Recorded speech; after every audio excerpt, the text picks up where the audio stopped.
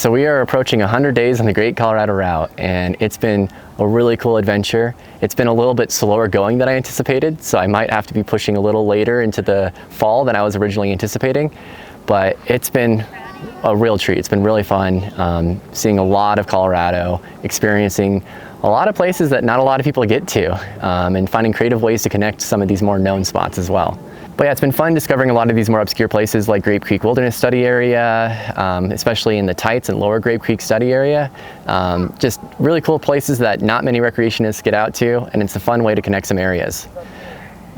Phase 3 of the trip is now said and done. It was from Alamosa all the way to Divide. I'm calling it Pike's Path. It roughly traces Zebulon Pike's expedition, taking some creative liberties to see some more adventurous routes and get some better vistas. Sangre is an absolute highlight of the trip. I mean, they're my favorite range, but this trip just completely confirmed that, yeah, they are my favorite. They're just so dramatic, so much exposure, really fun trails, and yeah, great times. Between the Sangres and Pikes Peak, I had to get a little creative. I ran into quite a few areas where the public lands might not be publicly accessible in the ways I would wish they would be. But the workaround for now is to do some road walking, nothing too extreme, nothing too dramatic. I've done maybe 2 miles of walking on US highways on this entire trip, so it's been very modest. And I have a whole list of areas to revisit and rework in the future, so future folks can have better options than walking on some pavement. So long term, what remains in the project is making my way over to Rewa Wilderness, over to Mount Zirkle Wilderness, down to the Maroon Bells, and back to where I started at Black Canyon to Gunnison. But for this part right now, calling it Phase 4, I'm still workshopping the name, but from Divide all the way up to North Park, it's been really fun, but we're also hitting those August rainstorms.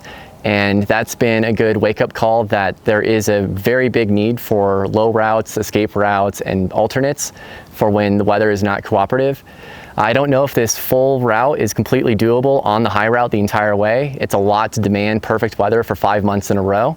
And so ultimately you have a choice. You can either wait for a clear weather window and then get through one stretch and then have to wait for another clear weather window to do the next stretch, or there's going to be times where you might have to drop low and do an alternate to keep going on and finish the full through hike. Dropping into Summit County, I took a very inefficient route, but really beautiful route.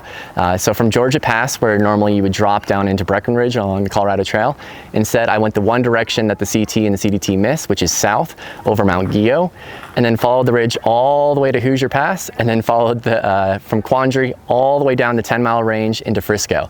So the two major remaining question marks for the route are going to be the Gore Range immediately behind me, and then the Rocky Mountain National Park. And so for the Gore Range, there is not a lot of trails that go through the entire range. There's trails that go around both sides but don't get up into the high country.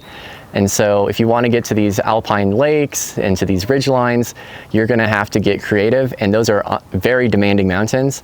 And so I've done my best to figure out what the climber routes are.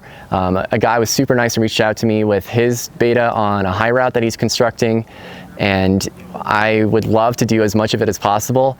I have to hit the reality though of weather and thunder and rain, and so I'm just going to do the best I can for now. All I need is a foundation, and I can come back and refine it later. So Rocky Mountain National Park coming up in about 2 weeks. That's another logistical challenge just due to the permit-based backpacking and camping. And so right now the workaround is I'm going to have to exit the park every day and day hike it each day. Right now the aspirational route is looking too ambitious. It's really easy to draw these crazy lines. It's a whole other thing to hike them. And so some things are much better pre-scouted as individual missions, and then you can come back and say, yeah, it's comfortable doing with a backpack. But going in completely blind, naive, and first time seeing it, maybe not the best way to do it with a multi-day kit. So probably the coolest story from this hike was getting permission from the Royal Gorge Bridge to use their back entrance.